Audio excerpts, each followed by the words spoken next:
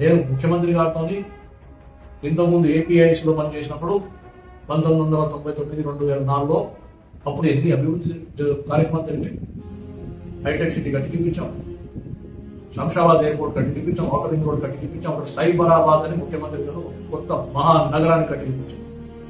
ఇప్పుడు అక్కడ కేవలం ఐటీ ఉద్యోగస్తులే సుమారు 10 లక్షల మంది అంత ఉపాధి వచ్చింది. అటువంటిది ఇప్పుడు మన ముఖ్యమంత్రి గారు అమరావతి కట్టాలని కంకణం కట్టుకున్నారు. చాలా స్పీడ్ గా ఫాస్ట్ గా అక్కడ పని జరుగుతుంది.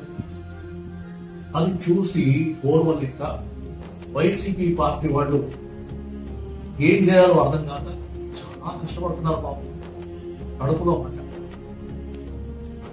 నిన్న అంత చక్కటి కార్యక్రమం జరుగుతూ ఉంటే ఢిల్లీలో అక్కడ 12వ వార్షిక కార్యక్రమం జరిగి ఇక్కడ తిరుపతిలో ఇంత మంచి కార్యక్రమం జరుగుతూ ఉంటే ఇవాళ ఏదో ఒక వెన్నపోటు కార్యక్రమం పెట్టి డబ్బులు ఇచ్చి జనాలను పోగు చేసుకుని వీధి నెంబర్ తిరిగి ఏం చెప్తున్నారు వాళ్ళ దగ్గర పాయింట్స్ ఏమిటంటే ఏమి లేదు.